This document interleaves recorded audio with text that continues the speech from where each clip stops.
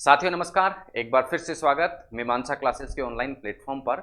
और आज की क्लास में जिस बिंदु पर हम बात करने वाले हैं वो है संघवाद या फेडरलिज्म। तो आइए पहले जानते हैं कि संघवाद या फेडरलिज्म होता क्या है। संघवाद या फेडरलिज्म के कॉन्सेप्ट की यदि हम बात करें तो संघवाद या फेडरलिज्म क्या है? शासन की एक प्रणाली है। तो संघवाद या फेडरलिज्म क्या है? शासन की एक प्रणाली है। शासन की प्रणालियों को यदि हम देखें तो दो प्रकार की शासन प्रणालियां हमें देखने को मिलती हैं। एक तो एकात्मक प्रकार की शासन प्रणाली और दूसरी होती है संघीय शासन प्रणाली या फेडरलिज्म। दोनों में अंतर यदि हम देखें तो एकात्मक प्रकार की जो शासन प्रणाली होती है उसमें क्या होता है?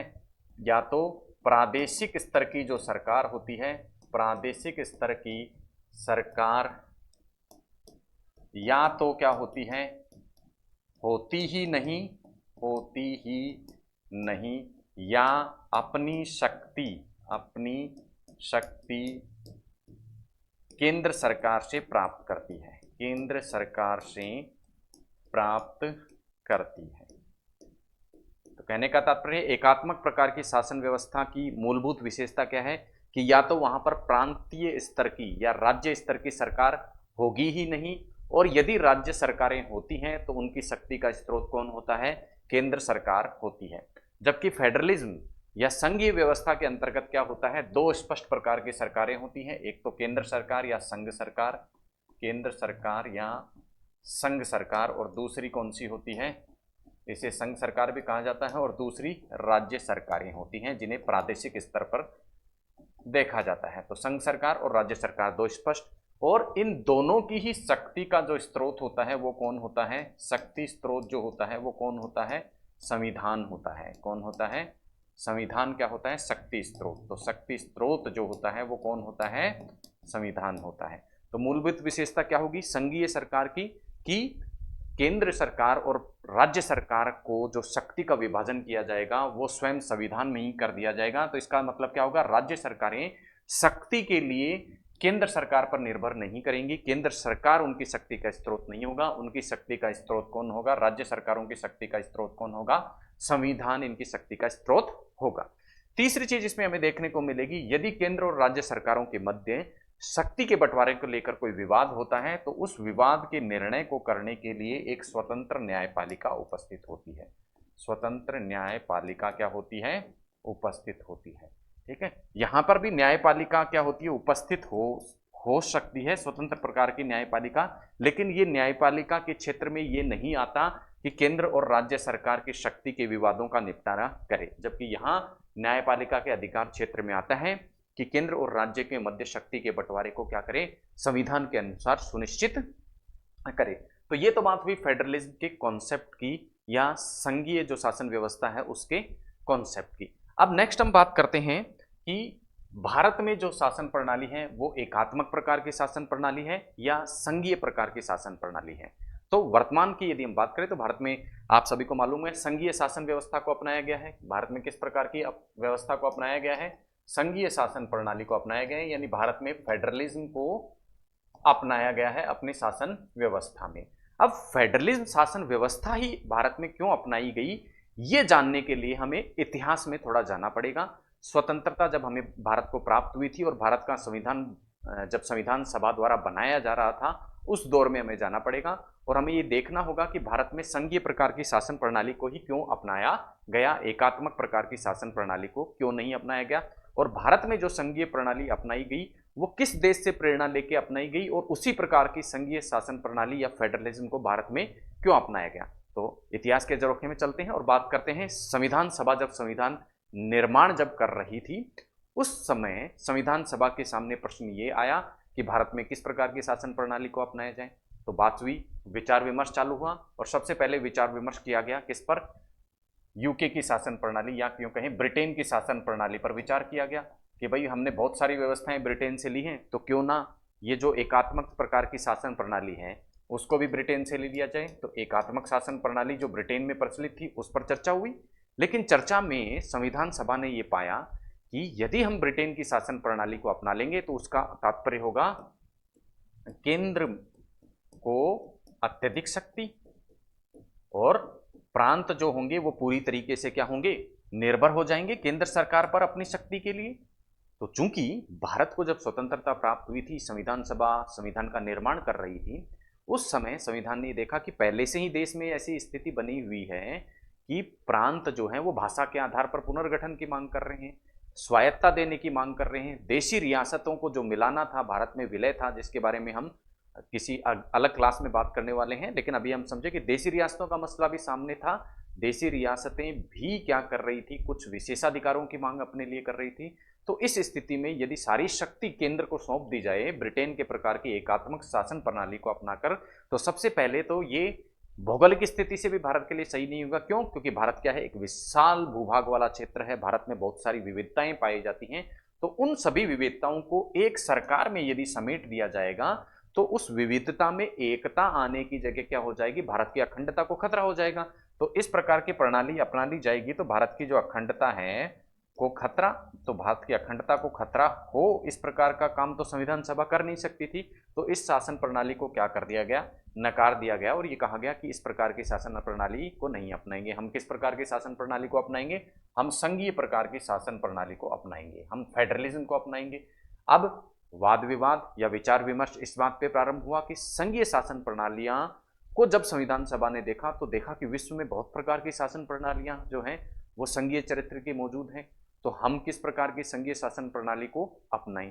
तो इसके लिए वापस से अध्ययन किया गया।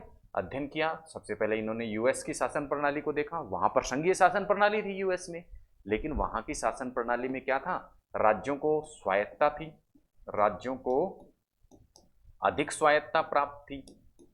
अब विचार किया गया कि भारत में भी क्यों ना राज्यों को अत्यधिक स्वायत्ता दे दी जाए।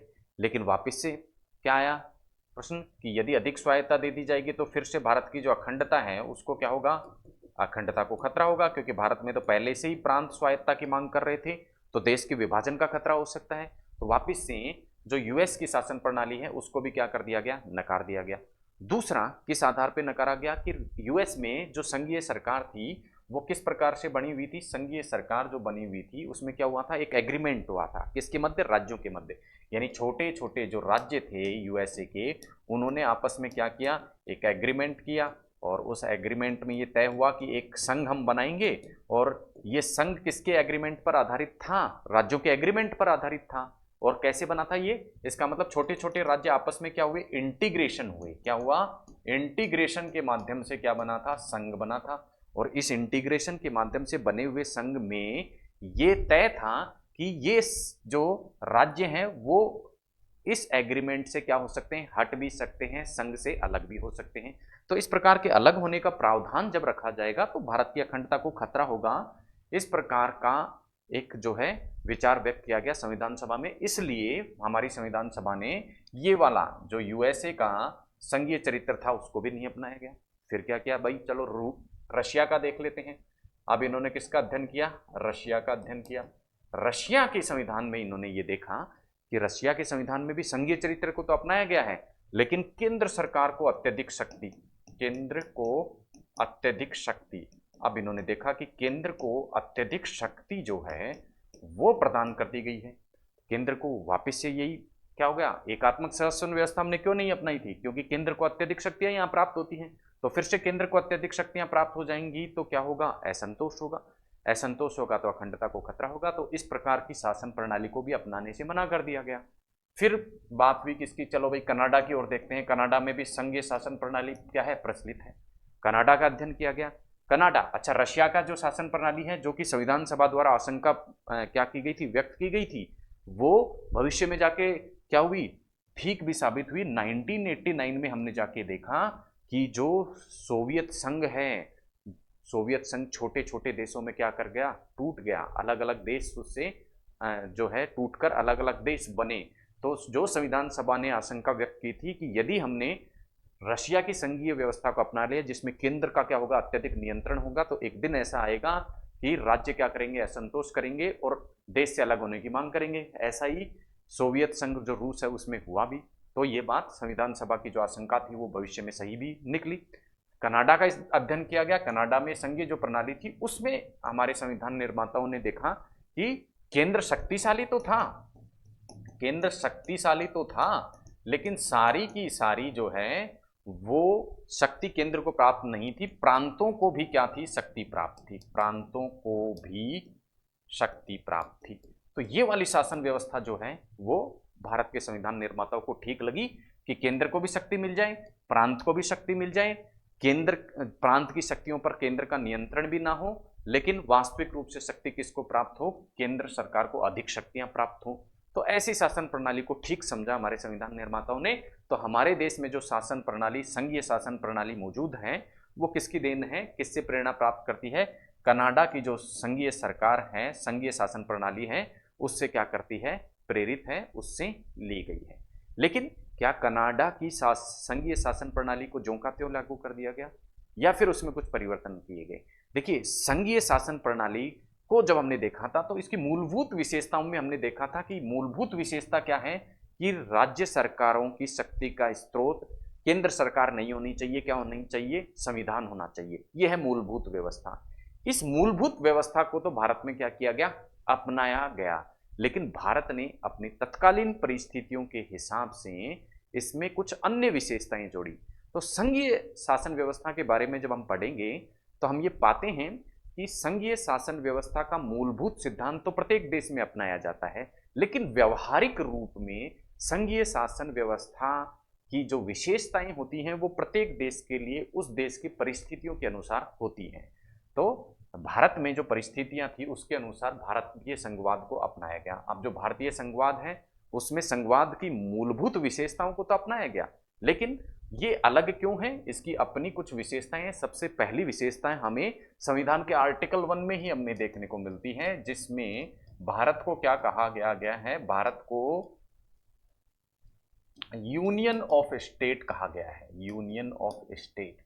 अब आप बोलेंगे कि इसमें क्या विशेष बात है, तो देखिए, जो क्लासिकल फेडरलिज्म होता है, क्लासिकल फेडरलिज्म या आदर्श संघवाद जो होता है, उसमें यूनियन शब्द की जगह कौन से शब्द का प्रयोग किया जाता है, फेडरेशन शब्द का प्रयोग किया जाता है। तो ये आर्टिकल 1 में ही क्लियर कर दिया गया कि भारत का जो संघवाद होगा वो क्लासिकल फेडरलिज्म नहीं होगा, इसीलिए फेडरेशन शब्द का प्रयोग जो कि यूएसए में किया जाता है उसको किया ही नहीं गया। इस शब्द का प्रयोग इसलिए किया गया क्योंकि अमेरिका में फेडरेशन शब्द का जहां प्रयोग किया गया है वहां राज्यों को संघ से अलग होने का अधिकार है, राज्यों को संघ से अलग होने का अधिकार है, जबकि यूनियन में राज्य संघ से अलग नहीं हो सकते, संघ से अपनी मर्जी से अलग नहीं हो सकते। इस विशेषता को दर्शाने के लिए फेडरेशन शब्द के स्थान पर union of state, federation of state की जगह यूनियन ऑफ स्टेट शब्द का प्रयोग भारत के आर्टिकल 1 में किया गया है। दूसरा, भारत के संविधान में आपातकालीन उपबंधों को जोड़ा गया, यानी जब जब भारत में आवश्यकता पड़ेगी तब तब क्या कर लेगा, भारत का जो संघीय चरित्र है वो संघीय चरित्र एकात्मक शासन व्यवस्था में बदल जाएगा, क्योंकि ये तत्कालीन परिस्थितियों के अनुसार भारत की अखंडता को बनाए रखने के लिए जरूरी था। तीसरा, वित्तीय शक्तियां हैं, जो वित्तीय शक्तियां हैं वो केंद्र को अधिक प्राप्त हैं, यानी करारोपण की अधिक शक्ति किसके पास में है, केंद्र के पास में है। तो व्यवहार के रूप में यदि हम देखें तो हालांकि थ्योरेटिकली भारत में संघीय शासन व्यवस्था को अपनाया गया है, लेकिन व्यवहार के रूप में हम देखें तो संघ की जो सरकार है उसको मजबूत किया गया है। हालांकि संविधान में केंद्र और राज्य की शक्तियों को अलग प्रकार से बांटा गया है स्पष्ट रूप से, लेकिन व्यवहारिक तौर पर केंद्र सरकार को मजबूत बनाने की कोशिश की गई है। क्यों? क्योंकि तत्कालीन परिस्थितियों के अनुसार ऐसा आवश्यक था। इसके अलावा हमारे संविधान का आर्टिकल जो 257 है वो स्पष्ट रूप से ये व्यवस्था करता है कि जो राज्य सरकारें अपनी कार्यपालक शक्ति का प्रयोग इस प्रकार करेंगी कि संघ सरकार की कार्यपालक जो शक्ति है वो किसी प्रकार से प्रभावित ना हो। तो कहने का तात्पर्य है, व्यवहार के तौर पर, व्यवहार के धरातल पर भारतीय संघ व्यवस्था में हमें केंद्रीकरण की प्रवृत्ति देखने को मिलती है, केंद्र सरकार को शक्तियां जो हैं अधिक मात्रा में देखने को मिलती हैं। तो ये थी भारतीय संघवाद की कुछ विशेषताएं। अब हम बात करेंगे, नेक्स्ट हम बात करेंगे कि भारतीय संघवाद जिसमें अपनी कुछ विशेषताएं अपनाएगी, इनके बारे में अलग अलग विद्वानों ने अपनी अलग अलग राय रखी। कुछ लोगों ने भारत के संघवाद को संघवाद माना ही नहीं, ये माना ही नहीं कि भारत में संघवाद है भी। देखिए अब इस बारे में अलग अलग राय विद्वानों की है। सबसे पहले हम बात करेंगे ऐसे लोगों की जो भारत में संघवाद नहीं मानते। भारत में संघवाद जो है, चूंकि भारत में क्लासिकल संघवाद को नहीं अपनाया गया, तो कुछ लोग संघवाद नहीं मानते और कुछ लोग क्या मानते हैं, भारत में संघवाद मानते हैं। आइए चर्चा करें कौन ऐसे लोग थे, कौन ऐसे विद्वान थे। संघवाद की उपस्थिति भारत में है ही नहीं, ये कहने वाले व्यक्ति थे एक तो केसी विहियर। केसी विहियर, केसी विहियर क्या कहते हैं कि भारत में संघीय चरित्र नहीं है। भारत में किस प्रकार का चरित्र है, अर्ध संघ या क्वासी फेडरल। भारत में किस प्रकार की व्यवस्था है, क्वासी फेडरल व्यवस्था है। क्यों क्वासी फेडरल व्यवस्था क्यों है, क्योंकि क्या किया गया है, भारत में केंद्र सरकार को अपेक्षाकृत अधिक मजबूत बनाया गया है और समय समय पर यह संघीय से एकात्मक चरित्र धारण कर लेती है। दूसरा इसी प्रकार का विचार रखते हैं के संथानम, और के संथानम कहते हैं कि भारत की जो शासन व्यवस्था है उसमें इस प्रकार की व्यवस्था है कि मुख्यतः वो क्या है, एकात्मक। मुख्यतः क्या है, एकात्मक है, और अवशिष्ट रूप से क्या है, अवशिष्ट रूप में क्या है, संघीय है। इस प्रकार का विचार जो है वो कौन रखते हैं, ये विद्वान रखते हैं। जबकि दूसरी तरफ वो विद्वान हैं जो भारत की जो संघीय चरित्र है उसको संघवाद के अंतर्गत मानते हैं, भारत की शासन प्रणाली को संघवाद के अंतर्गत मानते हैं। इन्हीं में से एक विद्वान थे एप्लेबी, पॉल एप्लेबी, इनका नाम था पॉल एप्लेबी।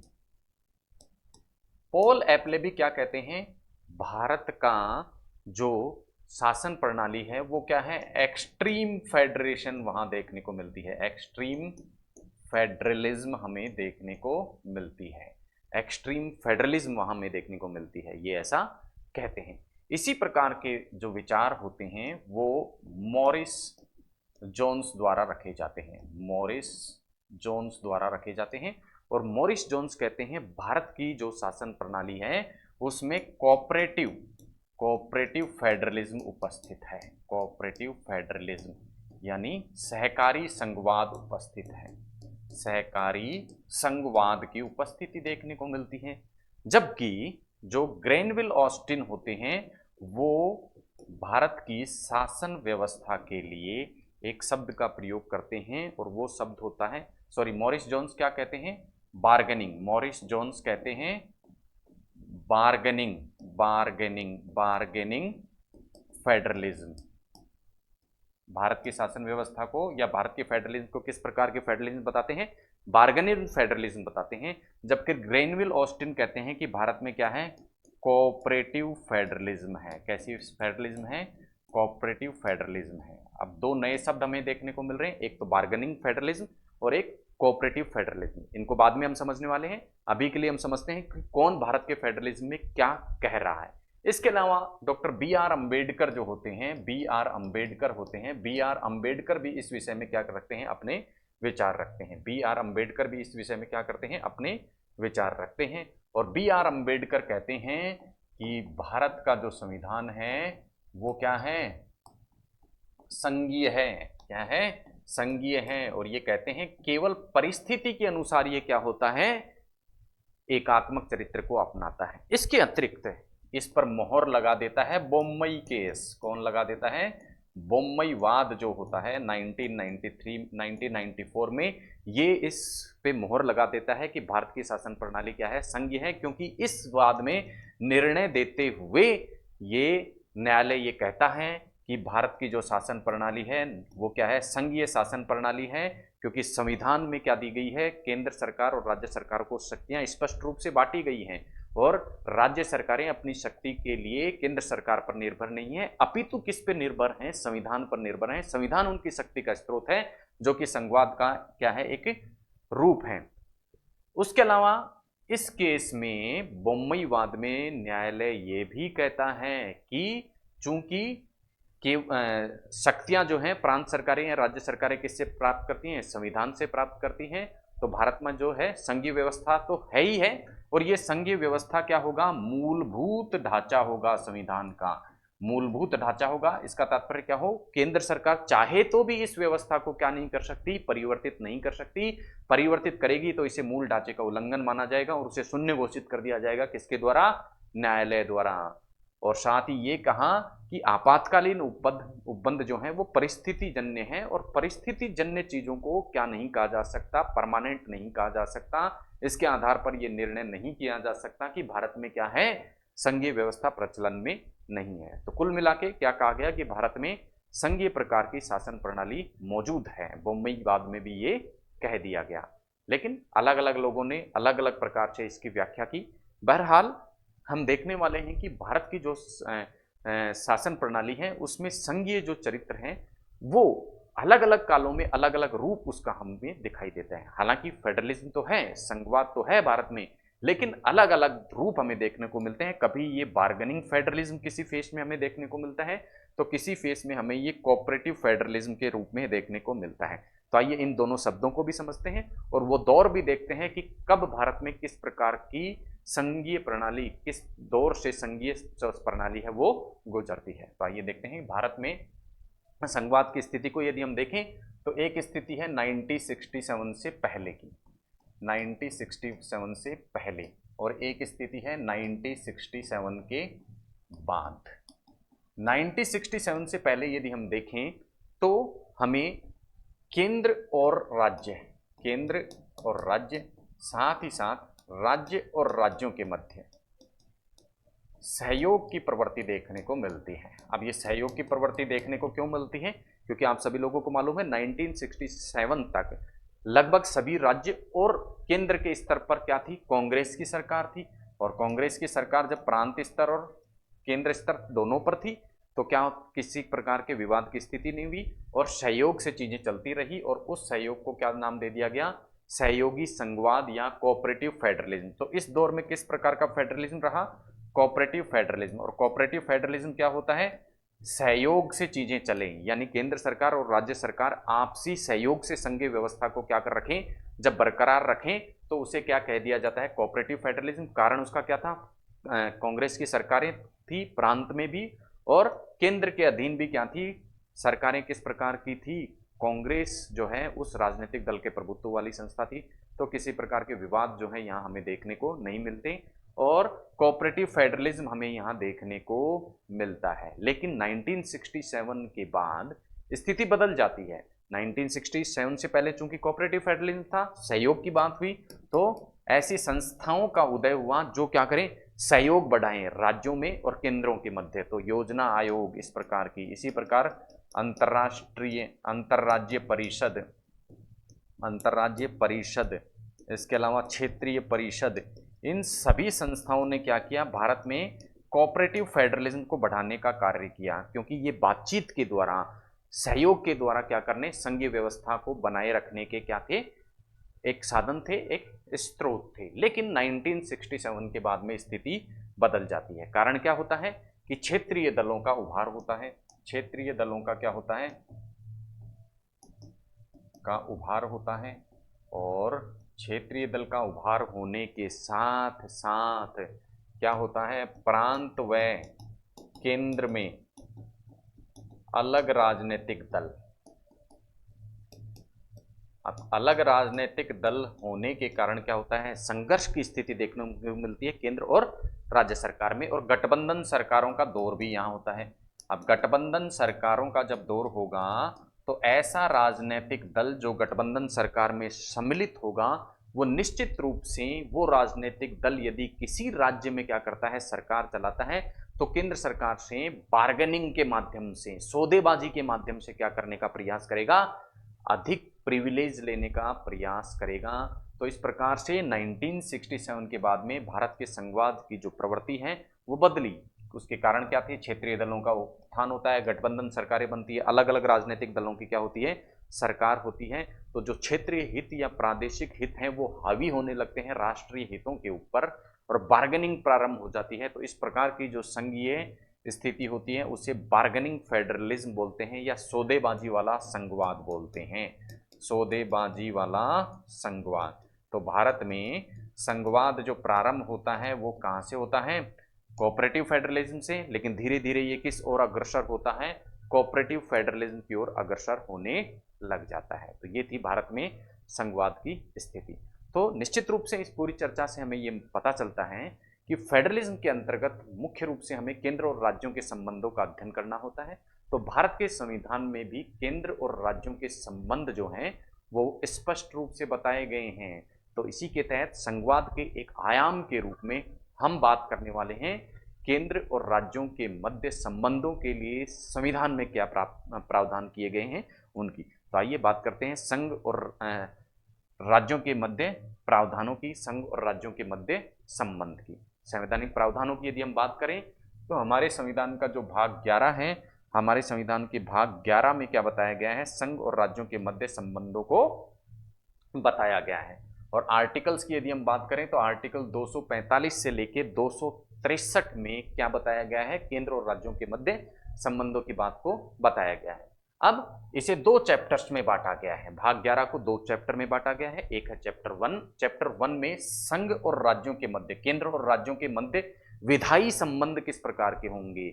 विधायी संबंध का तात्पर्य है कौन से विषयों पर तो कानून कौन बनाएगा, संसद बनाएगी या केंद्र बनाएगा, और कौन से विषयों पर कानून राज्य की विधानमंडल बनाएगी। और संबंधित जो आर्टिकल है वो है आर्टिकल 245 से 255, यानी आर्टिकल 245 से 255 अध्याय 1 में संघ और राज्यों के मध्य विधायी संबंधों की बात की गई है, जबकि चैप्टर 2 में बात की गई है प्रशासनिक संबंध, जल संबंधी विवाद और अंतर्राज्यीय परिषद की, जिससे संबंधित आर्टिकल हैं 256 से लेकर 261 जो कि प्रशासनिक संबंधों को निर्धारित करते हैं। जल संबंधी विवादों के लिए एक विशेष आर्टिकल अनुच्छेद 262 हमारे संविधान में है। उसके अलावा अंतर्राज्यीय परिषद का जो व्यवस्था की गई है वो आर्टिकल 263 के अंतर्गत हमारे संविधान में की गई है। इसके अतिरिक्त केंद्र और राज्य संबंधों के संदर्भ में एक विशेष संस्था हम देखते हैं, क्षेत्रीय परिषदें। अब ये क्षेत्रीय परिषद और पूर्वोत्तर जो परिषद हैं इनका वर्णन संविधान में नहीं किया गया, संविधान में नहीं। तो जो संस्थाएं संविधान में वर्णित नहीं होती उन्हें संवैधानिक संस्थाएं नहीं कहते हैं, उन्हें क्या कहते हैं, सांविधिक संस्था या गैर सांविधिक संस्था कहते हैं। यदि कोई संस्था किसी एक्ट के माध्यम से स्थापित होती है तो उसे सांविधिक संस्था कह देते हैं। और क्षेत्रीय परिषद और पूर्वोत्तर परिषद केंद्र राज्य संबंधों के संदर्भ में गठित ऐसी संस्थाएं हैं जिनकी स्थापना किससे होती है, एक्ट के माध्यम से होती है, अधिनियम के माध्यम से होती है। इसीलिए ये संस्थाएं क्या है, सांविधिक संस्था है। तो आपको ध्यान रखना है अंतर्राज्यीय परिषद जो है वो तो एक संवैधानिक संस्था है, जबकि क्षेत्रीय परिषद और पूर्वोत्तर परिषद संवैधानिक संस्थाएं नहीं है। किस प्रकार की संस्थाएं, हालांकि इनका संबंध केंद्र और राज्य के संबंधों के संदर्भ में है, लेकिन ये संस्थाएं संवैधानिक नहीं है। किस प्रकार की है, संवैधिक संस्थाएं हैं। तो पहले हम बात करते हैं विधायी संबंधों के बारे में। तो आइए देखते हैं विधायी संबंध। विधायी संबंधों को हम कुछ पॉइंट्स में पढ़ेंगे। कौन कौन से पॉइंट्स में पढ़ेंगे, सबसे पहले हम देखेंगे संसद और जो विधानमंडल है, संसद और विधानमंडल की विधियों का विस्तार कहाँ कहाँ होता है, यानी संसद की विधियां तो किस क्षेत्र तक लागू होंगी और विधानमंडल की विधियों का जो क्षेत्र होगा वो क्या होगा। दूसरा हम देखेंगे संसद और विधानमंडल की विधि बनाने की शक्ति के विषय क्या हैं, यानी कौन कौन से विषयों पर तो संसद कानून बना सकती है और कौन से ऐसे विषय हैं जिन पर क्या बना सकता है, राज्य का विधानमंडल कानून बना सकता है।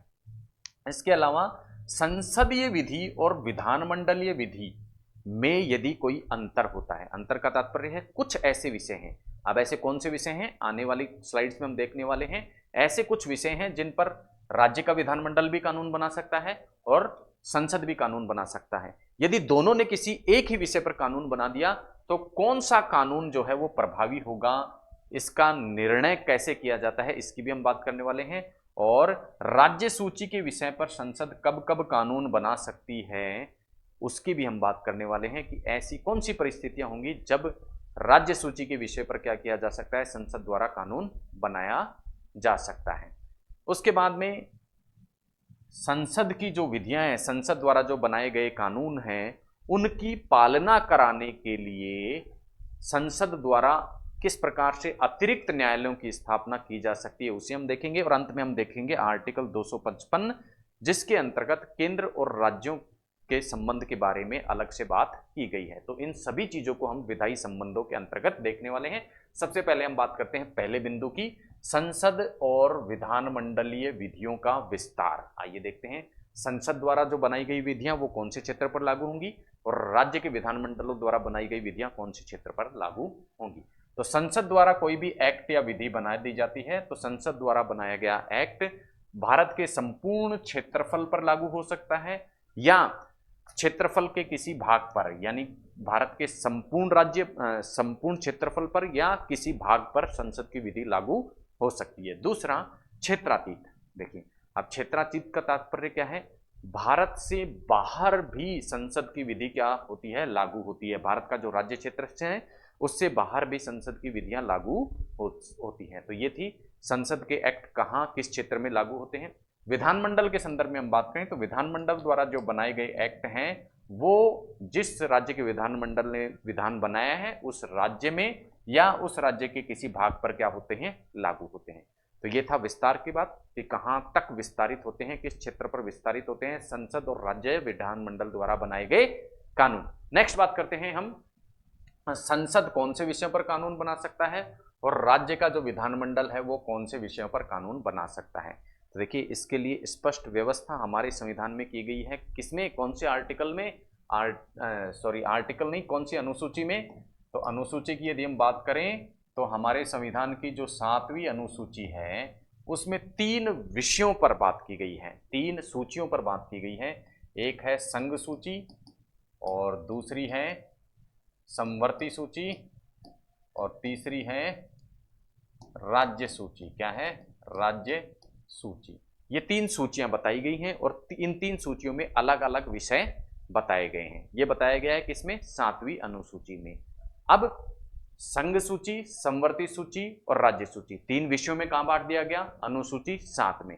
यहां भाग 11 में यह बताया गया है कि कौन सी सूची पर कौन कानून बना सकता है। अनुसूची 7 में केवल विषयों को 3 सूचियों के अंतर्गत रखा गया है। कौन से विषय पर कौन कानून बनाएगा उसके बारे में कहां बताया गया है? यहां भाग 11 जो संविधान का है उसमें बताया गया है। तो आइए देखते हैं क्या बताया गया है। देखिए, संघ सूची। संघ सूची का तात्पर्य ऐसी सूची जिसमें जो विषय हैं उन पर कानून केवल कौन बना सकता है? संसद बना सकता है। तो संघ सूची में जो विषय हैं उन पर कानून बनाने का अधिकार क्या है? किसको दिया गया है? किसको दिया गया है भाई? संसद को दिया गया है। और ये अनन्य अधिकार है, एक्सक्लूसिव अधिकार है। एक्सक्लूसिव अधिकार का तात्पर्य है कि संघ सूची के विषयों पर केवल और केवल कानून कौन बनाएगा? संसद ही बनाएगी। इसके अतिरिक्त संसद समवर्ती सूची पर भी क्या बना सकता है? कानून बना सकता है। लेकिन समवर्ती सूची पर कानून बनाने का अधिकार साथ ही साथ किसको होता है? राज्य के विधानमंडल को भी होता है। अब समवर्ती सूची पर जब क्या बनाएगा? संसद क्या करेगा? कानून यदि बनाता है तो क्या होगा? संसद का कानून अधिक प्रभावी होगा। ये बात हम पहले भी चर्चा कर चुके हैं। वापस से मैं आपको बता दूं कि समवर्ती सूची ऐसी सूची होती है जिस पर कानून न केवल संसद अपितु राज्य का विधानमंडल भी बनाता है। लेकिन प्रभावी कौन सा होगा? संसद द्वारा बनाया गया कानून प्रभावी होगा। इसके बारे में विस्तार से हम आगे बात करेंगे, लेकिन अभी चूंकि विषय आया है तो मैं आपको बताता चलता हूं। बहरहाल हम बात कर रहे हैं संसद कौन कौन से विषय पर कानून बना सकता है। तो संसद के विषय में हमने देखा, सबसे पहले तो ये संघ सूची के विषयों पर कानून बना सकता है। दूसरा, ये समवर्ती सूची के विषयों पर क्या बना सकता है? संसद कानून बना सकता है। तीसरी यदि हम बात करें तो हम देखेंगे कि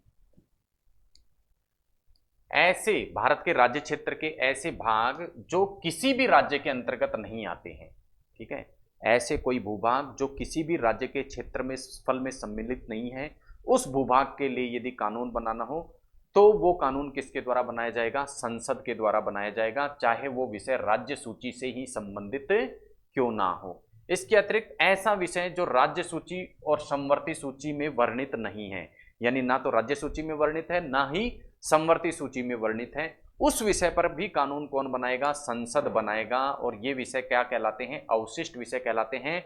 लेकिन आपको ध्यान रखना है कि अवशिष्ट सूची का वर्णन 7वीं अनुसूची में नहीं दिया गया है। 7वीं अनुसूची में क्या बताया गया है? केवल 3 प्रकार की सूचियां बताई गई हैं, एक तो संघ सूची, एक राज्य सूची और एक समवर्ती सूची। अवशिष्ट सूची शब्द जो है वो 7वीं अनुसूची में नहीं दिया गया है। ये कहाँ दिया गया है? यहाँ भाग 11 में ये बात की गई है। और ये अवशिष्ट विषय ऐसा विषय होता है जो ना तो संघ सूची में वर्णित किया गया हो, जो अनुसूची 7 में संघ सूची वर्णित की गई है, समवर्ती सूची और राज्य सूची वर्णित की गई है, उन तीनों में यदि कोई विषय सम्मिलित नहीं हो तो वो विषय कैसा हो जाएगा, अवशिष्ट विषय। और इस पर कानून बनाने का अधिकार किसको दिया गया है, संसद को दिया गया है। और ये अधिकार भी क्या है, अनन्य है, एक्सक्लूसिव है, यानी अवशिष्ट सूची पर केवल और केवल संसद ही कानून बना सकती है।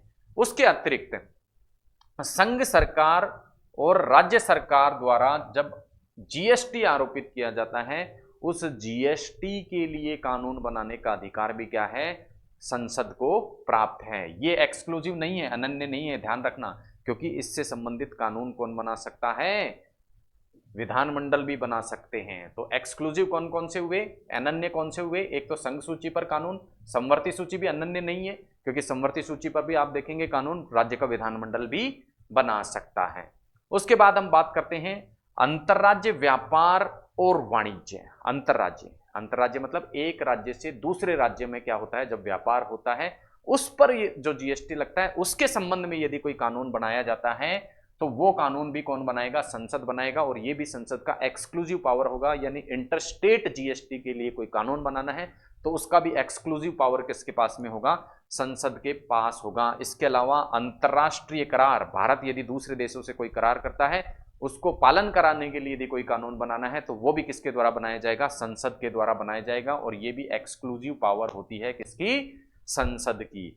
अब आपको ध्यान रखना है, जीएसटी के संबंध में जो कानून बनाने की शक्ति संसद को प्रदान की गई है वो आर्टिकल 246A के तहत की गई है। और इस आर्टिकल 246A की व्यवस्था मूल संविधान में नहीं थी, अपितु 101वां संविधान जिसके माध्यम से जीएसटी को इंट्रोड्यूस किया गया, उसी संविधान संशोधन के माध्यम से संसद को इसके संबंध में कानून बनाने की शक्ति भी प्रदान की गई।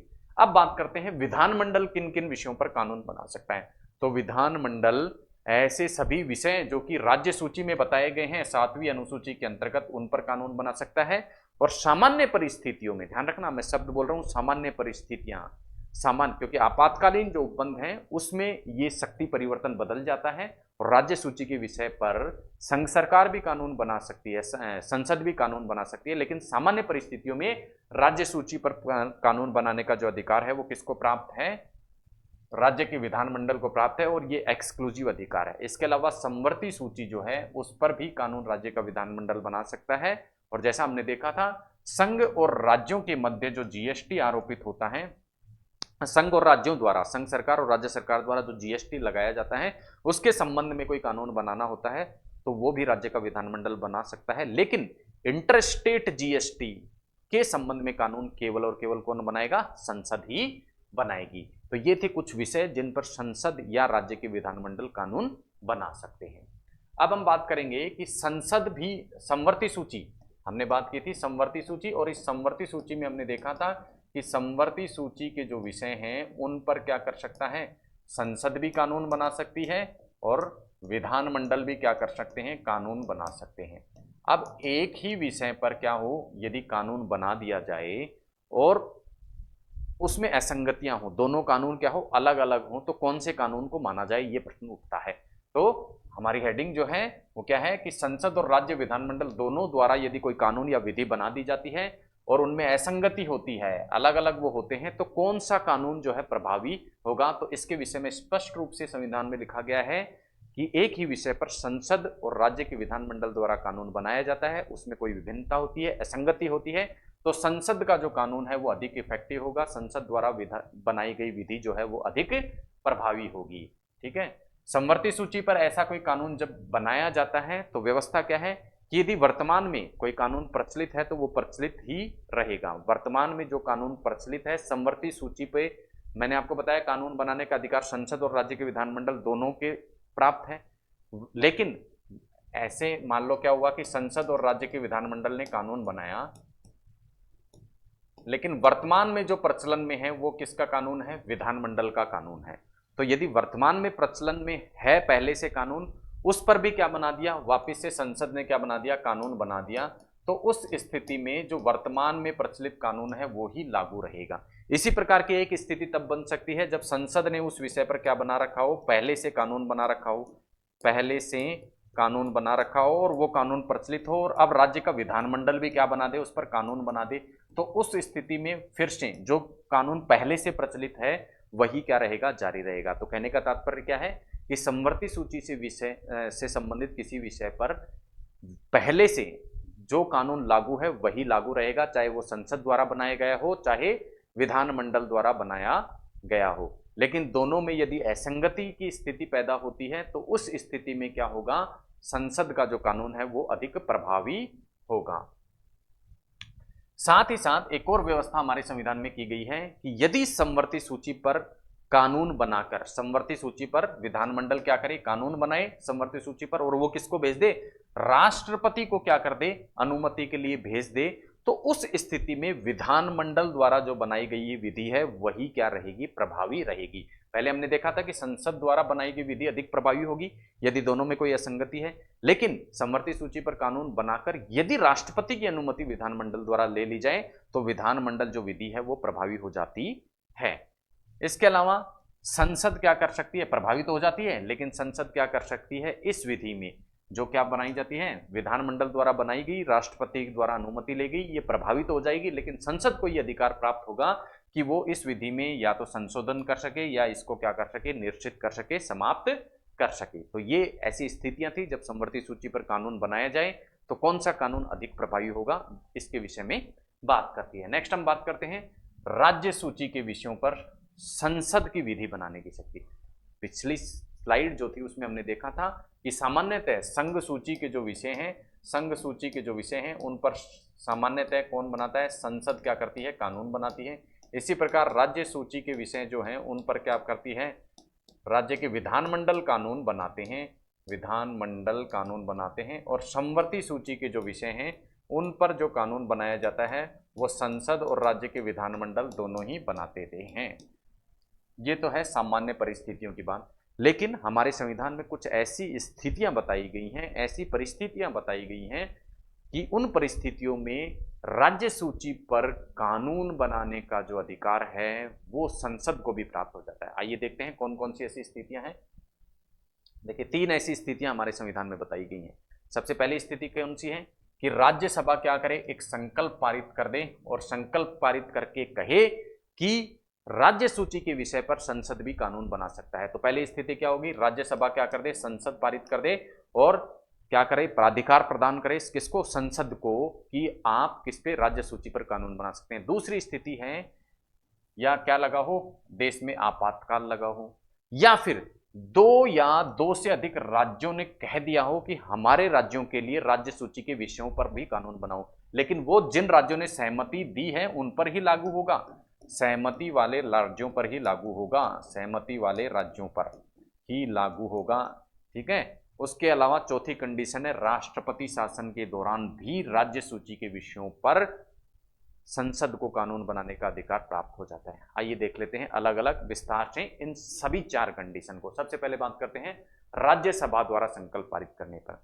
हमने देखा कि राज्यसभा यदि संकल्प पारित कर देती है तो राज्य सूची के विषयों पर कानून बनाने की शक्ति जो सामान्यतः राज्य के विधानमंडल को प्राप्त होती है किसके पास आ जाती है, संसद के पास आ जाती है। तो आइए देखते हैं कि किस प्रकार से ये संकल्प पारित किया जाता है कि और किन स्थितियों में ये संकल्प पारित किया जाता है कि राज्य सूची पर कानून बनाने की शक्ति संसद को प्राप्त हो जाती है। तो इसके लिए क्या होता है, राज्यसभा में जितने भी उपस्थित और मत देने वाले सदस्य हैं, उपस्थित और मत देने वाले जो सदस्य हैं वो अपने 2/3 बहुमत से, कैसे, सामान्य बहुमत से नहीं, ध्यान रखना आपको, 2/3 बहुमत से एक संकल्प यदि पारित कर दें कि संसद अब राज्य सूची के विषय पर कानून बना सकती है और ऐसा करना राज्यसभा द्वारा राष्ट्र हित में सही समझा जाए, तब क्या कर सकती है राज्यसभा, ऐसा संकल्प प्राप्त क्या कर सकती है, पारित कर सकती है। और ये संकल्प जब पारित हो जाता है तो उस स्थिति में संसद के पास में क्या क्या पावर आ जाती है, संसद एक तो जीएसटी से और एक राज्य सूची के जो विषयों पर विधि बनाने की जो शक्ति है वो संसद को प्राप्त हो जाती है। ठीक है। तो राज्य के जीएसटी और राज्य सूची के जो विषय हैं उन पर विधि बनाने की शक्ति प्राप्त हो जाती है। कैसे प्राप्त हो जाती है, जब राज्यसभा इस विषय में क्या कर दे, संकल्प पारित कर दे। अब राज्य सूची के किन किन विषयों पर, अब देखिए राज्य सूची बहुत बड़ी सूची है, अब राज्य सूची के प्रत्येक विषय पर संसद को कानून बनाने की शक्ति प्राप्त हो जाएगी, या कुछ एक विषयों पर ही शक्ति ऐसी प्राप्त होगी, ये उस संकल्प में ही क्या होगा, लिखा होगा। यानी संकल्प में ही इस चीज का वर्णन होगा कि राज्य सूची के कौन कौन से विषयों पर अब संसद कानून बना सकती है। इसके अतिरिक्त ये संकल्प, कौन सा संकल्प, जो संकल्प राज्यसभा ने राज्य सूची के विषयों पर संसद को शक्ति देने के लिए क्या किया है, पारित किया है, ये संकल्प जब प्रवर्त रहता है, प्रवर्त रहता है इसका मतलब जारी रहता है, इसके जारी रहने के दौरान ही केवल संसद को यह शक्ति प्राप्त हो जाती है। यानी ये संकल्प की अवधि जब समाप्त हो जाती है, उसके बाद संसद को यह शक्ति प्राप्त नहीं होती है कि राज्य सूची के विषयों पर कानून बनाया जाए। अब अवधि कितनी होगी, कितने समय तक यह संकल्प जारी रखा जा सकता है, तो राज्यसभा इस संकल्प को ज्यादा से ज्यादा 1 वर्ष तक के क्या कर सकती है, जारी रख सकती है। तो यानी अधिकतम राज्यसभा द्वारा जब संकल्प पारित कर दिया जाए तो भी संसद विधि कितने समय तक राज्य सूची के विषयों पर बना सकती है, अधिकतम 1 साल। 1 साल से पहले भी यह क्या किया जा सकता है, इस संकल्प को वापस लिया जा सकता है। क्यों? क्योंकि संकल्प में जब राज्यसभा संकल्प पारित करती है तो पारित करते समय ही लिख दिया जाता है इसकी अवधि अधिकतम तो 1 वर्ष संविधान में ही निर्धारित है। इससे कम यदि अवधि करनी हो तो राज्यसभा अपने संकल्प में लिख देती है कि 6 महीने करनी है, या 4 महीने, या 3 महीने। जितनी अवधि राज्यसभा संकल्प पारित करते समय लिख देगी, उतनी ही अवधि तक यह संकल्प क्या रहेगा, जारी रहेगा। और केवल उसी ही अवधि में राज्य सूची के विषय पर संसद क्या कर सकती है, कानून बना सकती है। अब राज्य सूची के विषय पर कानून बनाने की शक्ति इस संकल्प द्वारा संसद के पास आ जाती है, लेकिन इसका मतलब यह नहीं है कि अब राज्य का विधानमंडल कानून नहीं बना सकता। अर्थात राज्य सूची के विषयों पर न केवल विधानमंडल कानून बना सकता है, अपितु संसद भी कानून बना सकता है। यानी राज्यसभा द्वारा संकल्प पारित करके, हालांकि राज्य सूची के विषय पर कानून बनाने की शक्ति संसद के पास आ जाती है, लेकिन यह संकल्प राज्यों की विधान बनाने की शक्ति जो है, विधि बनाने की जो शक्ति है, उसको छीनता नहीं है। राज्यों की विधान बनाने की शक्ति भी क्या रहती है, बरकरार रहती है। लेकिन एक ही विषय पर यदि क्या कर दिया जाए, संसद और राज्य का विधानमंडल दोनों कानून बना दे, तो संसद द्वारा जो बनाया गया कानून है वो अधिक प्रभावी रहता है। अब यदि संकल्प की अवधि पूर्ण हो जाए, यानी 1 साल जो कि अधिकतम अवधि पूर्ण है वो हो जाए, या फिर क्या हो जाए, जो अवधि संकल्प में निर्धारित की गई है, 6 महीने, 3 महीने, 2 महीने, जो भी अवधि निर्धारित की गई है, वो अवधि क्या हो जाती है, मान लो समाप्त हो गई, तो क्या राज्यसभा दोबारा ऐसा संकल्प जारी कर सकती है? तो जी हां, राज्यसभा दोबारा इसके लिए क्या कर सकती है, संकल्प पारित कर सकती है। अब प्रश्न ये उठता है कि संकल्प की अवधि के दौरान, ठीक है, संकल्प की अवधि के दौरान राज्य सूची के किसी विषय पर यदि संसद ने कानून बना दिया तो वो कितने समय तक जारी रहेगा? क्या संकल्प अवधि समाप्त होते ही वो कानून क्या हो जाएगा, निष्प्रभावी हो जाएगा, जो कि संसद ने राज्य सूची के विषय पर बनाया है, या कुछ समय तक लागू रहेगा? तो इसके बारे में व्यवस्था की गई है कि यह कानून 6 माह तक जारी रहेगा। यानी जब संकल्प समाप्त हो जाएगा, जब राज्य सूची पर कानून बनाने की शक्ति संसद की समाप्त हो जाएगी, तो उसकी समाप्ति के साथ ही ऐसा नहीं है कि ये कानून जो बनाया गया था संसद द्वारा वो भी समाप्त हो जाएगा। जैसे एक उदाहरण के माध्यम से इसे हम समझने का प्रयास करते हैं। आइए देखते हैं, एक उदाहरण के माध्यम से इसको समझे हम।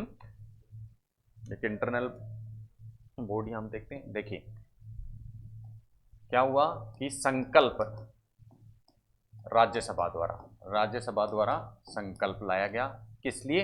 राज्य सूची पर कानून के लिए। अब ये संकल्प मान लो क्या किया गया, 1 जनवरी 2002 को मान लो क्या किया गया, फॉर एग्जांपल पारित किया गया।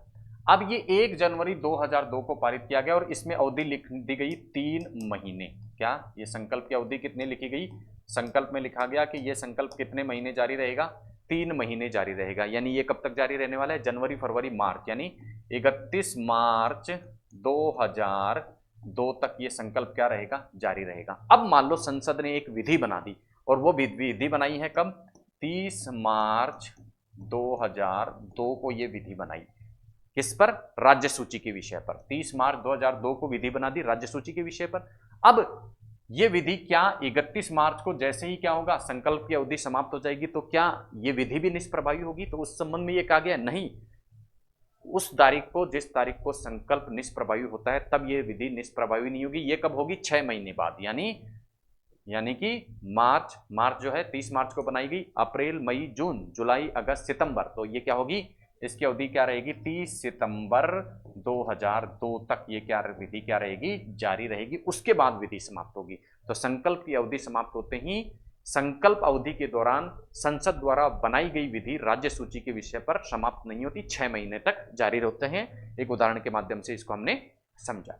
अब हम बात करते हैं दूसरी परिस्थिति की। पहले परिस्थिति हमने देखा कि राज्यसभा द्वारा संकल्प पारित करने पर क्या किया जा सकता है? कानून बनाया जा सकता है। किसके द्वारा कानून बनाया जा सकता है? भाई हमने देखा किसके द्वारा कानून बनाया जा सकता है? संसद के द्वारा। दूसरी स्थिति जब संसद द्वारा राज्य सूची के विषय पर कानून बनाया जा सकता है, वो है 2 या 2 से अधिक राज्य ऐसा करने के लिए क्या कहें? संसद को कहें। तो देखिए 2 या 2 से अधिक राज्य अपने विधानमंडल से एक संकल्प पारित करें कि हाँ, हमें राज्य सूची के विषय पर संसद से कानून बनवाना है। ऐसा संकल्प पारित करने पर संसद को यह शक्ति प्राप्त हो जाती है कि वो उन राज्यों के संदर्भ में राज्य सूची के विषय पर क्या करें? कानून बनाएं। केवल संकल्प पारित करने वाले जो राज्य हैं, जितने राज्यों ने इस विषय में संकल्प पारित किया है, उन्हीं राज्यों की राज्य सूची के विषय से संबंधित कानून जो है वो संसद बना सकती है, अन्य राज्यों के लिए नहीं। और इन कानूनों को संशोधित या निरस्त करने का अधिकार भी किसके प्राप्त होता है? संसद को ही प्राप्त होता है। तो 2 स्थितियां हमने देखी। पहली स्थिति हमने देखी, राज्यसभा द्वारा एक संकल्प पारित कर देने पर राज्य सूची के विषयों पर कानून बनाने की शक्ति संसद के पास आ जाती है। दूसरा, 2 या 2 से अधिक राज्य ऐसा कह दें किसको? संसद को, संकल्प पारित कर कि हमारे लिए कानून बनाओ, तो भी बनाया जा सकता है। तीसरी स्थिति होती है राष्ट्रपति शासन और चौथी स्थिति होती है आपातकाल। आइए इन दोनों को और देखते हैं। अब राष्ट्रपति शासन जैसे ही किसी राज्य में लगता है तो राज्य सूची पर जो कानून बनाने का अधिकार है वो किसके पास में आ जाता है? संसद के पास में आ जाता है। ठीक है।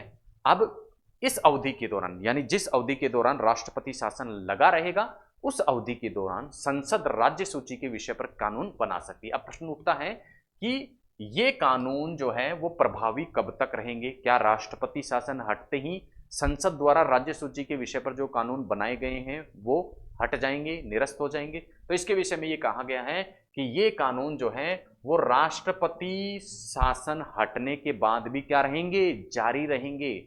और कब तक जारी रहेंगे? जब तक विधानमंडल इन्हें निरस्त ना करे। तो विधानमंडल चाहे तो राष्ट्रपति शासन हटते ही इन कानूनों को निरस्त कर सकती है या फिर जारी रख सकते हैं। तो कहने का तात्पर्य क्या हुआ? जब तक विधानमंडल निरस्त नहीं करेगी तब तक ये कानून क्या रहेंगे? जारी रहेंगे, राष्ट्रपति शासन हटने के बाद भी। चौथी स्थिति है आपातकाल।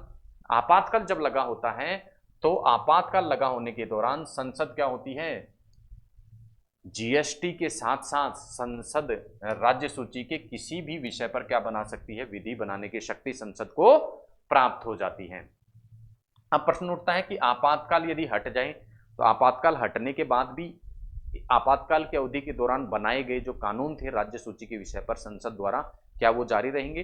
तो इसके विषय में स्पष्ट रूप से लिखा गया है कि ये कानून कितने समय तक? 6 महीने तक ही जारी रहेंगे। 6 महीने के बाद ये कानून क्या हो जाएंगे? समाप्त हो जाएंगे स्वतः ही, चाहे राज्य का विधानमंडल इन्हें समाप्त करे या ना करे। साथ ही साथ यहाँ राष्ट्रपति शासन के अंतर्गत हमने देखा था कि राज्य के जो विधानमंडल की विधि बनाने की शक्ति जो है वो समाप्त हो जाती है, जबकि यहाँ आपातकाल के दौरान ऐसा नहीं है कि राज्य के विधानमंडल की विधि बनाने की शक्ति समाप्त हो जाती है, वो बरकरार रहती है। अर्थात राज्य का विधानमंडल भी राज्य सूची के विषय में कानून बना सकता है और संसद भी कानून बना सकती है, लेकिन प्रभावी कौन सा होगा? प्रभावी होगा संसदीय कानून।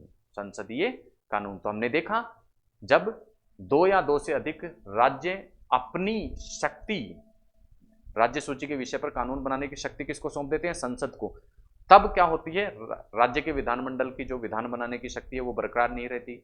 लेकिन राज्यसभा द्वारा संकल्प पारित करके क्या किया जाता है? यदि राज्य सूची के विषय पर कानून बनाया जाता है तब क्या रहता है? राज्य के विधानमंडलों की विधायी शक्ति भी बरकरार रहती है। इसी प्रकार आपातकाल में भी राज्यों के विधानमंडलों की विधायी शक्ति जो है वो बरकरार रहती है।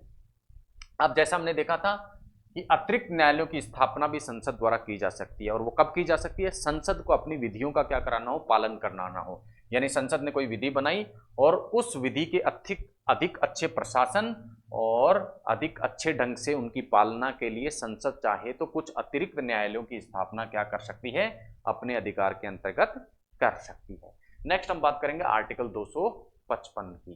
ठीक है, अब आर्टिकल 255 क्या कहता है? आर्टिकल 255 कहता है कि संसद या राज्य का विधानमंडल क्या करता है, कोई अधिनियम पारित करता है तो वो अधिनियम केवल इस आधार पर अविधि मान्य नहीं घोषित किया जा सकता कि इस अधिनियम को पारित करने के लिए राष्ट्रपति या राज्यपाल की जो पूर्व मंजूरी है वो नहीं ली गई थी, या पूर्व सिफारिश जो है वो नहीं ली गई थी। तो आर्टिकल 255 केंद्र राज्य संबंधों के बारे में एक विशेष बात कहता है। क्या विशेष बात कहता है?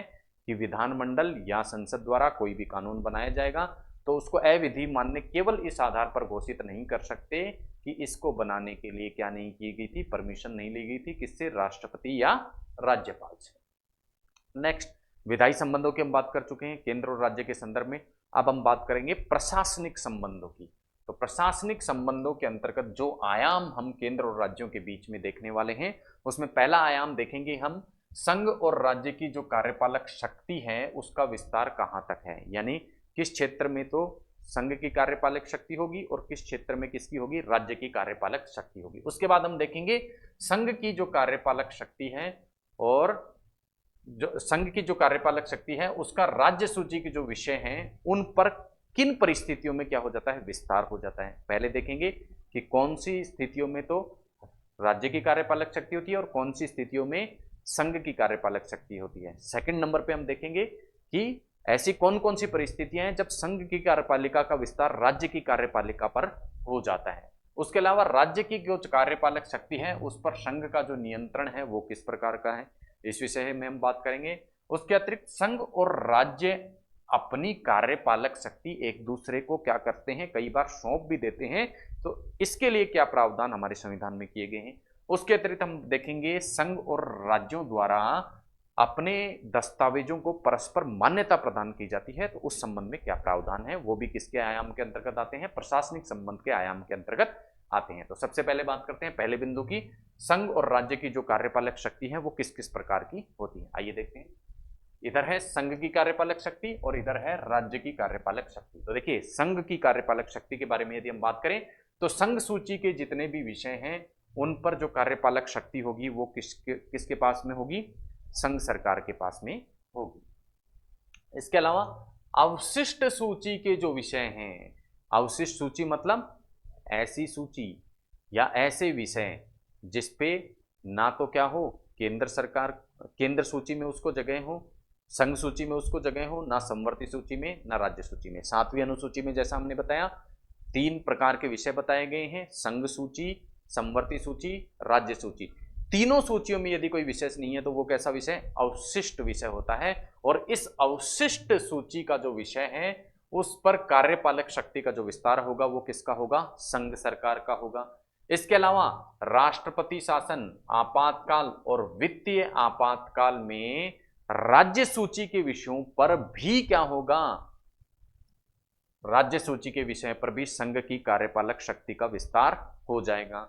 इसके अतिरिक्त भारत का जो राज्य क्षेत्र है उससे बाहर कोई क्षेत्र स्थित है तो उस पर भी किसकी कार्यपालक शक्ति होगी, संघ सरकार की कार्यपालक शक्ति होगी। तो संघ की कार्यपालक शक्ति के अंतर्गत कौन कौन से विषय आ गए, एक तो संघ सूची के सभी विषय, अवशिष्ट सूची के सभी विषय, इसके अलावा राज्य सूची के विषय किन परिस्थितियों में, जब राष्ट्रपति शासन या आपातकाल या वित्तीय आपात लगा हो। इसके अलावा भारत के राज्य क्षेत्र से बाहर के जो क्षेत्र होंगे वहां पर केवल और केवल संघ की कार्यपालक शक्ति का विस्तार होगा। बात करते हैं राज्य की कार्यपालक शक्ति के विस्तार की। तो राज्य की कार्यपालक शक्ति किन विषयों में होगी, एक तो राज्य सूची के जो भी विषय हैं उन पर कार्यपालक शक्ति सामान्य परिस्थितियों में किसकी होगी, जो है राज्य सरकार की होगी। इसी प्रकार समवर्ती सूची के जो विषय हैं, ध्यान देना आप, प्रशासनिक संबंधों के अंतर्गत या कार्यपालक शक्ति के अंतर्गत हम देखते हैं कि समवर्ती सूची के विषयों पर जो कार्यपालक शक्ति होती है वो किसके पास में होती है, राज्य के पास में होती है। और ये राज्य के पास में कब तक रहेगी, जब तक संसद अन्यथा ना कहे, यानी संसद चाहे तो समवर्ती सूची के विषय हैं उनकी कार्यपालक शक्ति स्वयं के पास ले सकती है, लेकिन जब तक संसद ऐसा ना चाहे, ऐसा ना करे, तब तक समवर्ती सूची के विषयों पर जो कार्यपालक शक्ति होगी वो किसको प्राप्त होगी, राज्य को प्राप्त होगी। लेकिन जब हमने विधायी संबंधों को देखा था तब हमने देखा था कि समवर्ती सूची के विषय पर शक्ति दोनों को प्राप्त होती है, किसको, राज्य को भी और संघ को भी प्राप्त होती है। जबकि यहां कार्यपालक शक्ति के मामले में समवर्ती सूची के विषयों पर कार्यपालक शक्ति सामान्यतः किसको प्राप्त होती है, राज्य को प्राप्त होती है। लेकिन संसद चाहे तो इस व्यवस्था को बदल सकती है। ये थी संघ और राज्य की कार्यपालक शक्ति का विस्तार। अब बात करते हैं राज्य सूची। देखिए, जैसा हमने देखा था कि सामान्यतः विधान बनाने की शक्ति, कानून बनाने की शक्ति को डिफाइन किया गया है और सामान्य परिस्थितियों में अलग अलग सूचियों पर कानून बनाने का अधिकार संसद और विधानमंडल को अलग अलग दिया है। लेकिन कुछ परिस्थितियों में हमने देखा था कि राज्य सूची पर कानून बनाने का अधिकार किसको आ गया था, संसद को आ गया था। उसी प्रकार कुछ परिस्थितियों में राज्य सूची के जो विषय होते हैं उन पर राज्य की कार्यपालक शक्ति की जगह संघ की कार्यपालक शक्ति का विस्तार हो जाता है। जैसे हमने पिछली स्लाइड में देखा था, जो कार्यपालक शक्ति होती है संघ की कार्यपालक शक्ति राज्य सूची के विषय पर नहीं होती। राज्य सूची पर किसकी कार्यपालक शक्ति होती है, राज्य सरकारों की। लेकिन कुछ ऐसी परिस्थितियां होती हैं जब राज्य सूची के विषयों पर भी संघ की कार्यपालक शक्ति का क्या हो जाता है, विस्तार हो जाता है। आइए देखते हैं कौन कौन से ऐसे बिंदु हैं, कौन कौन सी ऐसी परिस्थितियां हैं जब क्या हो जाता है, संघ की कार्यपालक शक्ति का विस्तार राज्य सूची के विषयों पर भी हो जाता है। अब सबसे पहली चीज तो हमें ये देखना है कि संविधान के भाग 11 में ये चीज नहीं बताई गई, अपितु ये कहां बताया गया है, आपातकालीन उपबंध जो हमारे संविधान में किए गए हैं वहां इस चीज को बताया गया है कि ऐसी कौन कौन सी परिस्थितियां होंगी जब राज्य सूची के विषयों पर संघ की कार्यपालक शक्ति का विस्तार हो जाएगा। और ये परिस्थितियां कौन कौन सी बताई गई हैं, कार्यपालक शक्ति जब संघ सरकार की राज्य सूची पर लागू हो जाएगी, वो है पहली परिस्थिति राष्ट्रपति शासन जब किसी राज्य में लागू हो। जब राष्ट्रपति शासन किसी राज्य में लागू होगा उस स्थिति में जो राज्य की कार्यपालक शक्ति है वो क्या हो जाती है, निलंबित हो जाती है। तो राज्य की कार्यपालक शक्ति जब निलंबित हो जाती है तो राज्य पर कार्यपालक शक्ति किसकी लागू हो जाती है, संघ की कार्यपालक शक्ति लागू हो जाती है। उसके अतिरिक्त दूसरी स्थिति है आपातकाल। अब आपातकाल की जो स्थिति होती है उसमें हालांकि राज्य सरकार की जो कार्यपालक शक्ति है वो बरकरार रहती है, समाप्त नहीं होती है, लेकिन उस कार्यपालक शक्ति का प्रयोग राज्य अपनी मर्जी से नहीं कर पाता। वो संघ के निर्देशानुसार यानी संघ सरकार से जो निर्देश प्राप्त होते हैं उन्हीं निर्देशों के अनुसार क्या करना पड़ता है, आपातकाल के दौरान राज्य को अपनी कार्यपालक शक्ति का प्रयोग करना पड़ता है। तो इस प्रकार से राज्य सूची पर भी कार्यपालक शक्ति का जो है, कार्यपालक शक्ति किसके पास में आ गई, अप्रत्यक्ष रूप से किसके पास आ गई, संघ सरकार के पास में।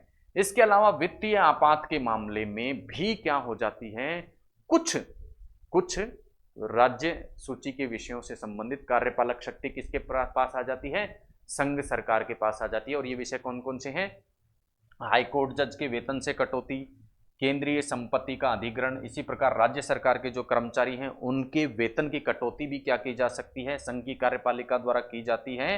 तो ये सारी इससे संबंधित सारी कार्यपालक शक्ति संघ के पास आ जाती है।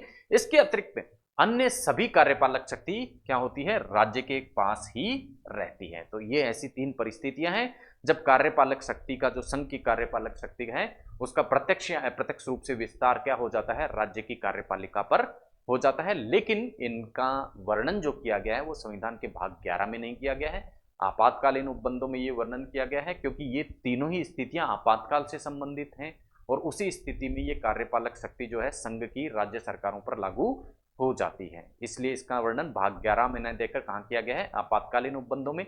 लेकिन चूंकि हम बात कर रहे हैं केंद्र और राज्य के मध्य कार्यपालक शक्ति की, तो यहाँ भाग 11 के अंतर्गत हम इसकी चर्चा कर रहे हैं।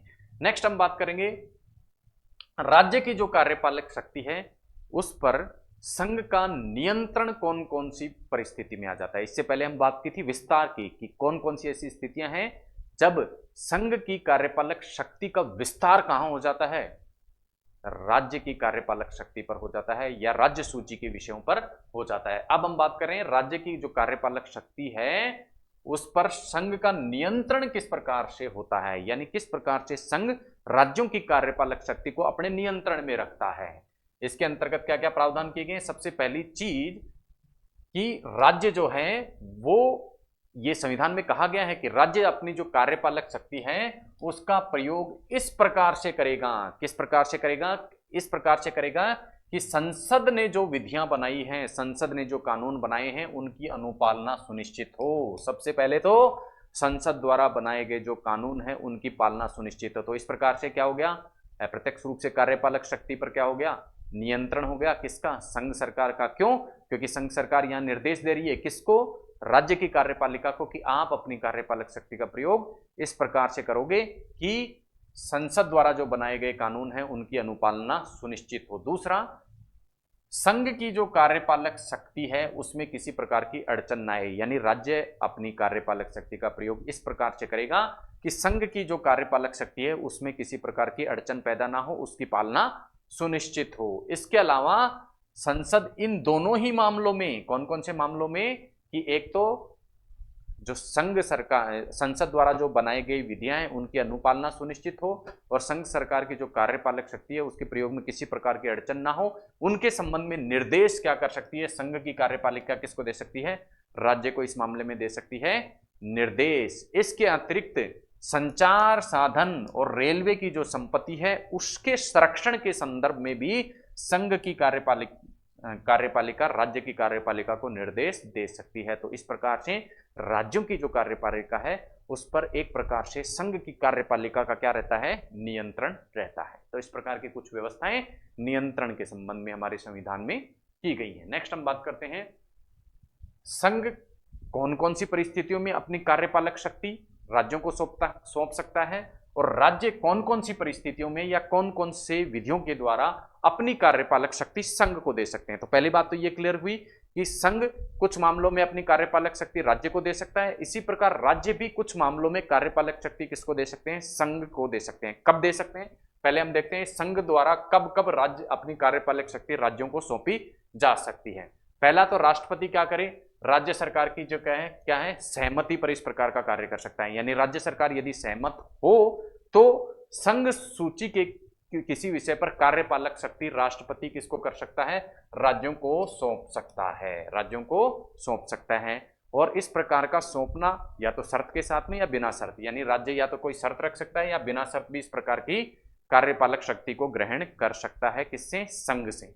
इसी प्रकार दूसरा है संसदीय विधि जो है राज्य की जो कार्यपालिका है उसको भी क्या करती हैं? शक्ति प्रदान करती हैं। तो इस कथन का क्या तात्पर्य हुआ कि संसद द्वारा जो एक्ट बनाया जाता है, संसद जो एक्ट बनाता है उससे न केवल क्या होती है संघ की कार्यपालिका को शक्ति प्राप्त होती है, अपितु राज्य की कार्यपालिका को भी कुछ शक्ति और अधिकार प्राप्त होते हैं। तो इस प्रकार से संघ सरकार राज्य की कार्यपालक शक्ति का स्रोत बनता है। कैसे?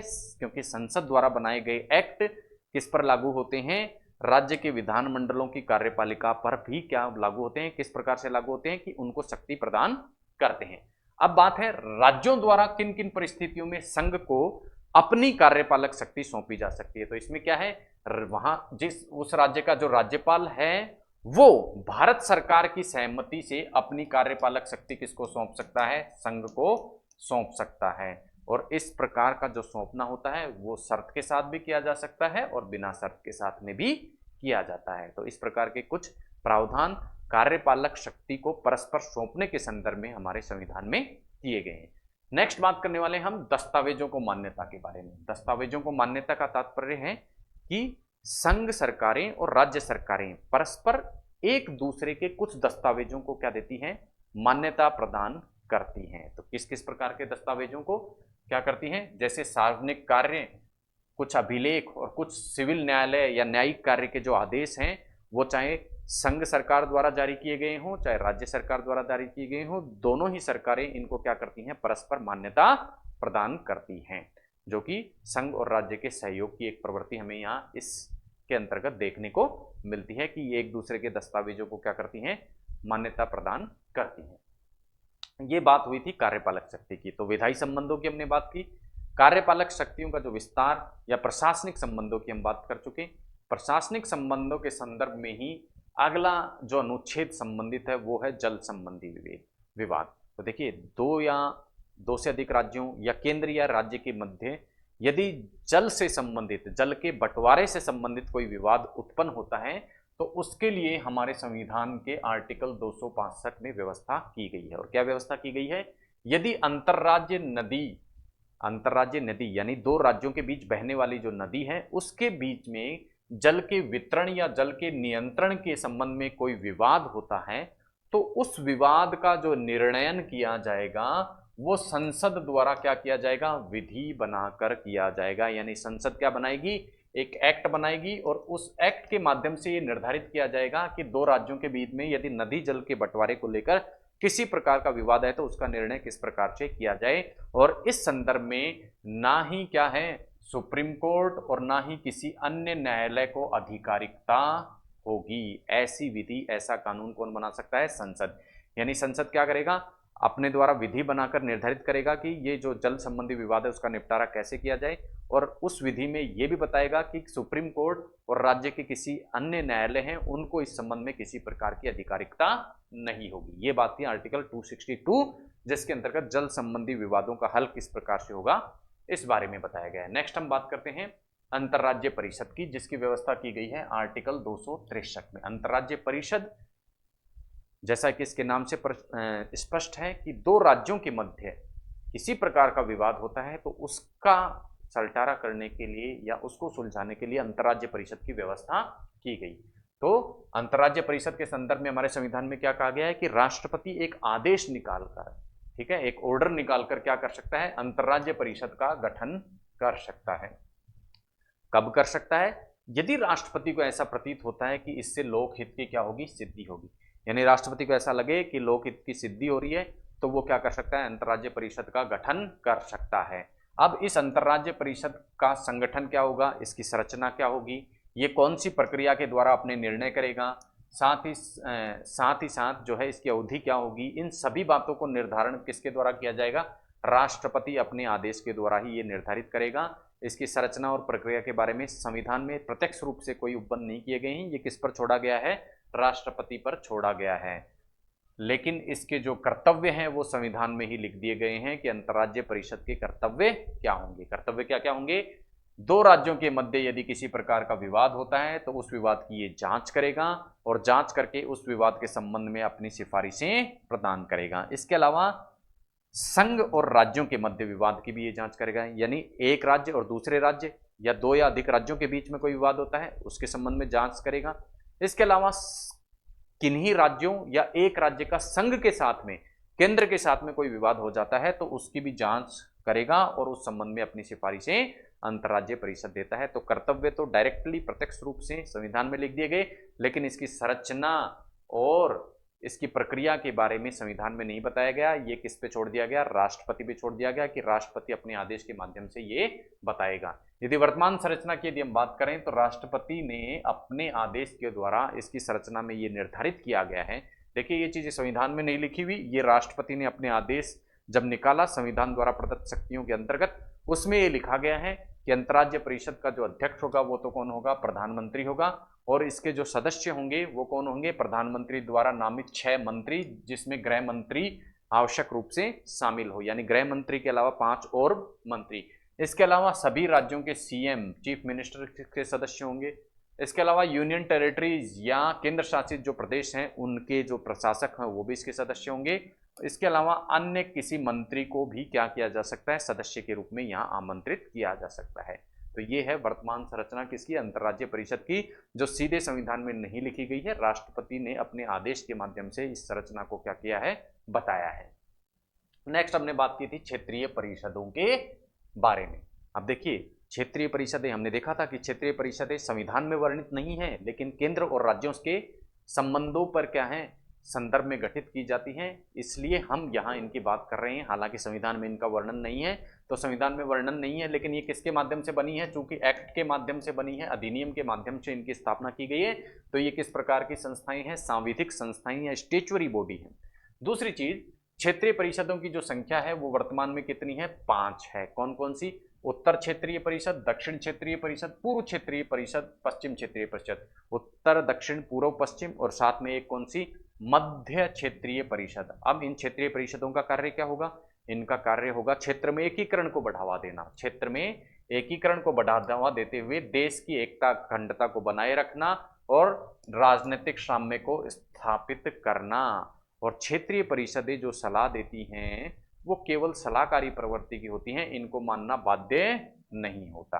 अब बात करते हैं इसके संगठन की, इसकी संरचना की। तो क्षेत्रीय परिषदों का जो अध्यक्ष होता है वो तो कौन होता है, होम मिनिस्टर या गृह मंत्री।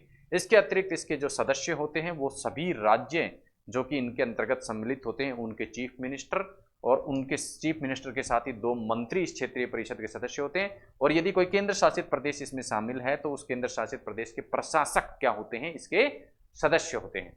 इसके अतिरिक्त सलाहकारी सदस्य भी कुछ इसमें शामिल होते हैं, और सलाहकारी सदस्यों में सभी राज्य जो इसमें शामिल हैं उनके चीफ सेक्रेटरी, मुख्य सचिव और योजना आयोग द्वारा नामित कुछ व्यक्ति भी इसके सलाहकारी सदस्यों में क्या होते हैं, शामिल होते हैं। ये संरचना थी किसकी, क्षेत्रीय परिषदों की। उसके बाद नेक्स्ट बात करते हैं पूर्वोत्तर परिषद की। पूर्वोत्तर परिषद भी एक एक्ट के माध्यम से स्थापित संस्था है, इसलिए ये भी क्या है, एक स्टैट्यूटरी बॉडी या संवैधिक संस्था है। इसकी प्रकृति भी सलाहकारी होती है। सलाहकारी का तात्पर्य क्या है, इसकी सलाहें बाध्यकारी नहीं होती, केवल अपनी सिफारिशें ये देती हैं। उद्देश्य इसका भी क्या होता है, क्षेत्रीय परिषद के समान राजनीतिक साम्य स्थापित करना होता है, और पूर्वोत्तर क्षेत्रों के लिए या पूर्वोत्तर क्षेत्र के राज्यों के लिए राजनीतिक साम्य स्थापित करने के लिए इन संरचनाओं का गठन किया गया है। तो आज की क्लास में हमने फेडरलिज्म से संबंधित या संघवाद से संबंधित सभी आयामों की चर्चा की, और साथ ही साथ ये भी देखा कि भारत के संविधान में केंद्र और राज्यों के संबंध को निर्धारित करने के लिए किस प्रकार के प्रावधान किए गए हैं। तो आशा है जो फेडरलिज्म या संघवाद है उसके संदर्भ में आपकी जो समझ है वो अपेक्षाकृत जो है वो अधिक बेहतर हुई होगी। इसके बारे में आपकी जो कॉन्सेप्चुअल क्लियरिटी है वो बढ़ी होगी। इसी आशा के साथ में मिलते हैं अगली क्लास में एक नए टॉपिक के साथ में। तब तक के लिए धन्यवाद। जय हिंद।